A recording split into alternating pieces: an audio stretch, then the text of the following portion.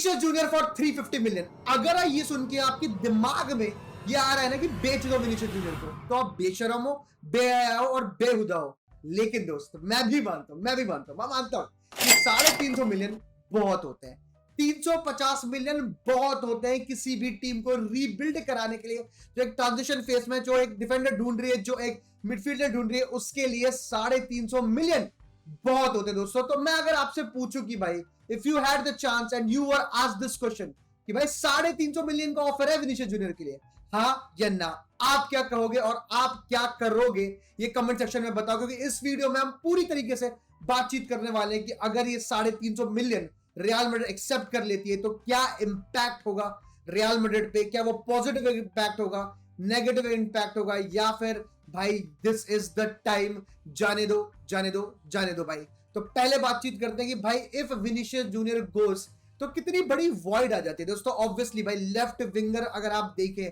तो इस टाइम पे दुनिया में है नहीं बहुत कि आप एक लाइक फॉर लाइक रिप्लेसमेंट ले आए विनीशियस जूनियर का, कि हाँ भाई विनीशियस जूनियर गया 40-41 जीए पर सीजन को रिप्लेस करने की यहाँ पर बातचीत हो रही है, और ऑन हिज बेस्ट डेज वो 50 जीए भी दे देगा, 100% वाली बातचीत है।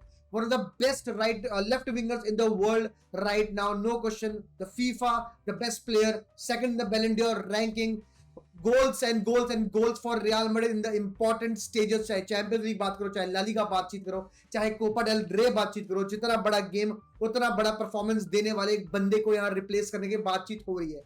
जी हाँ दोस्तों, ये बिल्कुल भी आसान नहीं होगा रियल मैड्रिड के लिए to replace a player like Vinicius Junior. सबसे पहले चाहे 350 मिलियन मिल रहे होंगे 350 मिलियन, लेकिन क्या 350 मिलियन में रिप्लेस करने के लिए इस टाइम पे एक ऐसा लेफ्ट विंगर है मार्केट में, हाँ या ना, आप मुझे बताओ। मुझे नहीं लगता कि एक विनीशियस जूनियर के लेवल का लेफ्ट विंगर मार्केट में है।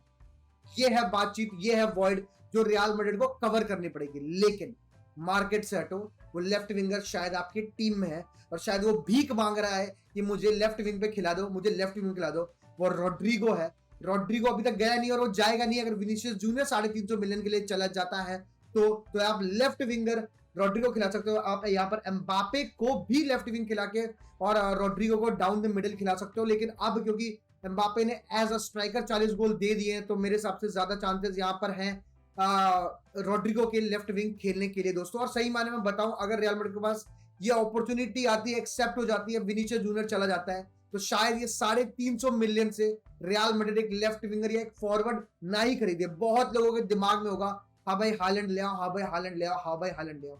लेकिन क्या हालैंड के आने से सुविधाएं हो जाएंगी रियल मैड्रिड की स्क्वाड में? मेरे हिसाब से एम्बापे और हालैंड की अगर आप अप टॉप 2 की बातचीत कर रहे हो तो that is not the right answer, to be very very honest. ये बिल्कुल भी सही आंसर नहीं है। और एम्बापे और हालैंड जैसे ईगो को क्या कहते हैं इस टाइम पे हैंडल करना मेरे को नहीं लगता ज़ाबी अलोंसो वाला इज द मैन। क्या आप एम्बापे को बोलोगे तू राइट विंग चले जा क्योंकि हालैंड स्ट्राइकर आ गया? नहीं, तो फिर आपको वही होगा, रॉड्रिगो फिर से राइट विंग खेलेगा, लेफ्ट विंग एम्बापे हालैंड, ये एक चीज हो सकती है। लेकिन फिर आपको पता है रॉड्रिगो को इसमें दिक्कत है। तो दोस्तों रियल मैड्रिड एक फॉरवर्ड खरीदेगी नहीं 350 मिलियन में से। आप लोग हमेशा कहते हो डिफेंडर चाहिए, मिडफील्डर चाहिए, तो जी हाँ दोस्तों, real Madrid should go for a midfielder, should go for a defender. और डिफेंडर का नाम लूं तो सीधा सीधा बातचीत करेंगे हम। सलीबा इज द मैन जिसके लिए रियल मैड्रिड को जाना चाहिए, या फिर हम सबका चहेता भाई बास्तोनी इज द गाय दोस्तों।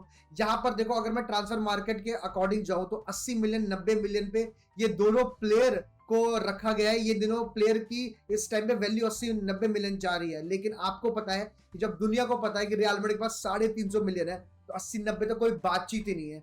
या सलीबा या बास्तोनी, इन दोनों में से अगर आप किसी को मिलाओगे तो मैं ना करते हुए भी आप 150 मिलियन के पास रहोगे ही भाई। मैं बिल्कुल भी बायस नहीं हूँ कि भाई हम रियल मैड्रिड और 100 मिलियन में आ जाएंगे, वी हैव द पुल। नहीं भाई, आप चाहे इंटर मिलान के पास जाएं, चाहे आप आर्सेनल के पास जाएं, 150 मिलियन के आसपास की बातचीत होनी चाहिए मेरे हिसाब से। 135 मिलियन तो 100% रियल मैड्रिड को देना पड़ेगा for a player like Saliba या for a player like Bastoni in current market भाई। अगर पुरानी वाली मार्केट होती 80-90 बहुत थे, लेकिन अभी बात करो दुनिया को पता है 350 मिलियन की फंडिंग हुई है सऊदी सॉस की, तो कोई भी टीम आपको 150 मिलियन के आसपास, मेरे हिसाब से अगर मैं मानूं 135 मिलियन, तो अगर आप 135 मिलियन ले लें तो दोस्तों 135 मिलियन -350 तो आपके पास अभी भी कुछ 100 हटा दिए, 215 मिलियन की बातचीत अभी भी आपके पास है। इसके बाद आप जा सकते हो फॉर अ मिडफील्डर भाई, रियल मैड्रिड मिडफील्डर के लिए जा सकती है। अब लोगों का नाम एक ही आएगा, विटीनिया विटीनिया विटीनिया। जयंत भाई जाओ नेविस जाओ नेविस जाओ नेविस। तो पहले तो रिलीज क्लॉज की थोड़ी सी मैं आपको चीजें बता दूं भाई, कोई भी प्लेयर का पीएसजी स्क्वाड में, I have searched for it, किसी का भी रिलीज क्लॉज नहीं है।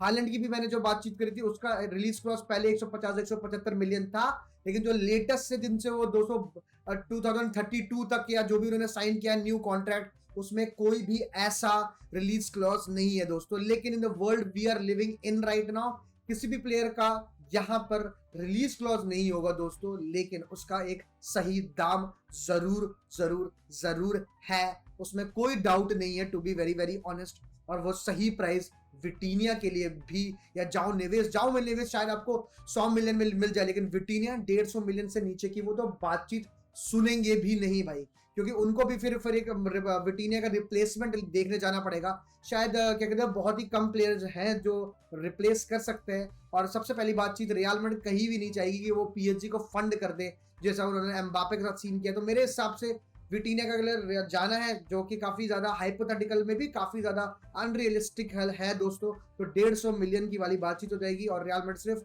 ये 2 साइनिंग करने के बाद, एक 135 मिलियन का सलीबा या बास्तोनी, या फिर और उसके बाद 150 मिलियन का यहाँ पर विटीनिया खरीदने के बाद भी 65 मिलियन रियल मैड्रिड के पास बचे होंगे। बट मैं अगर रियलिस्टिक की बात करूं तो Enzo Fernandez is the name जो कि रियल मैड्रिड साइन कर सकती है, जो कि चेल्सी दे भी देगी। 100 मिलियन के आसपास उन्होंने साइन किया था, ये भी प्लेयर 130 मिलियन के पास ही जाएगा।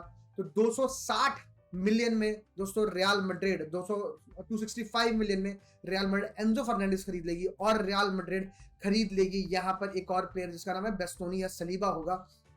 उसके बाद भी रियल मैड्रिड के पास कुछ 85 मिलियन बचे होंगे भाई, जिससे आप शायद एक सेकंड स्ट्राइकर ले आओ। जैसे कि भाई क्या कहते हैं, बहुत सारे सेकंड स्ट्राइकर्स आपको इस दुनिया में मिल जाएंगे, लेकिन पैट्रिक शिक लगता है वो खिलाड़ी जो मुझे देता है सबसे ज्यादा अच्छी वाइब। या फिर आप स्टिलर भी लेके आ सकते हैं, लेकिन एंजो फर्नांडिस आप ले आए तो स्टिलर के लाने का कोई काम नहीं है। यहाँ पर बहुत लोग बोलेंगे लेफ्ट बैक नूनो मेंडिस, लेकिन करेरास आ गया है दोस्तों। तो अब करेरास आ गया, इसलिए मैं नूनो मेंडिस की बात नहीं कर रहा था, क्योंकि वो एक और 100 मिलियन का प्लेयर है। बट अगर फिर भी लोग चाहते हैं कि नूनो मेंडिस ऐसा 100 मिलियन का प्लेयर हो, तो 100 करके आप 3 प्लेयर खरीद सकते हो। One of the greatest left back right now age पर the last season, Nuno Mendes भाई, वो भी 100 मिलियन से नीचे की बातचीत नहीं है। आप विटीनिया ले आओ, वो 150 मिलियन के 250 मिलियन यहाँ पर हो गए। आपको थोड़े और पैसे खर्च करने पड़ेंगे जेब से, क्योंकि आपको 135 मिलियन का बास्तोनी या सलीबा पड़ेगा, to be very very honest दोस्तों।